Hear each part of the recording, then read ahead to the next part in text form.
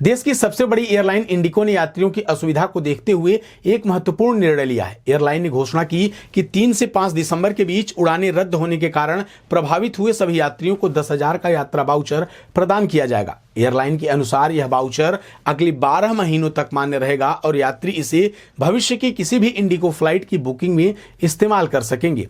इसके साथ ही सरकार के मौजूदा उड्डयन नियमों के तहत यदि कोई उड़ान निर्धारित समय से 24 घंटे के भीतर रद्द होती है तो यात्रियों को एयरलाइन द्वारा उड़ान के ब्लॉक टाइम के आधार पर 5,000 रुपए से 10,000 तक का अनिवार्य मुआवजा दिया जाना होता है।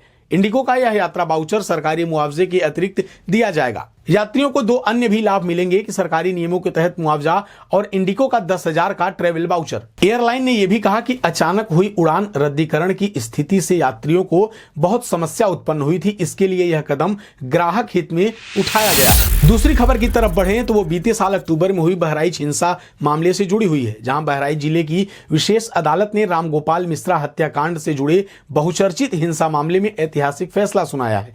अदालत ने मुख्य आरोपी सरफराज को फांसी की सजा सुनाई है, जबकि इस मामले में शामिल अन्य 9 दोषियों को उम्र कैद की सजा दी गई है। तारीख 13 अक्टूबर थी और साल 2024, जब बहराइच जिले की महाराजगंज बाजार में रविवार शाम करीब 4 बजे निकल रही प्रतिमा विसर्जन शोभा यात्रा में डीजे बज रहा था। इसी दौरान 2 पक्षों में विवाद हुआ। कहासुनी के बाद पथराव तक की नौबत आ गई।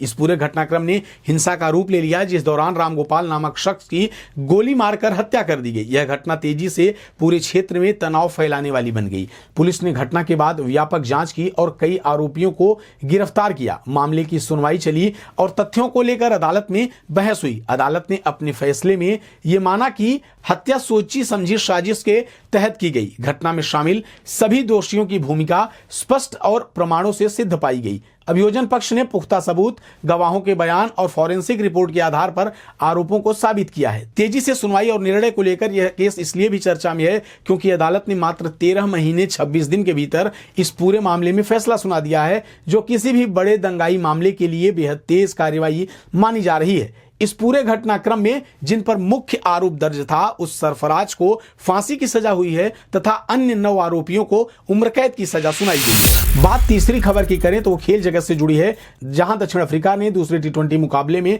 भारतीय टीम को 51 रनों से हराया और 5 मैचों की T20 सीरीज में 1-1 से बराबरी कर ली है। पहले मैच में करारी हार झेलने के बाद अफ्रीका की टीम ने दूसरा मुकाबला शानदार तरीके से जीतकर इस सीरीज में अपनी वापसी की है। भारतीय टीम ने पहले गेंदबाजी का फैसला लिया। इसके बाद अफ्रीका ने क्विंटन डिकॉक के शानदार अर्धशतक की बदौलत 20 ओवरों में 4 विकेट के नुकसान पर 213 रनों का लक्ष्य इंडिया को दिया। लक्ष्य का पीछा करने उतरी भारतीय टीम की शुरुआत बेहद खराब रही। शुभमन गिल और कप्तान सूर्यकुमार यादव एक बार फिर कुछ ज्यादा खास नहीं कर सके। भारत की ओर से सिर्फ तिलक वर्मा ही मजबूती से खेले और उन्होंने 34 गेंदों में 62 रन की बेहतरीन पारी खेली। उनके अलावा जितेश शर्मा ने 27, अक्षर पटेल ने 21 और हार्दिक पांड्या ने 20 रन जोड़े। अब भारत के सामने कड़ी चुनौती रहेगी कि जब वो तीसरे मुकाबले में उतरेगा तो उसकी नजरें एक बार फिर से सीरीज में वापसी पर रहेंगी। हाल ही में उत्तराखंड के मुख्यमंत्री पुष्कर सिंह धामी की अध्यक्षता में उत्तराखंड की कैबिनेट बैठक हुई, जिसमें कई महत्वपूर्ण निर्णय लिए गए। इसी बैठक में राज्य में स्पेशल टाउनशिप विकसित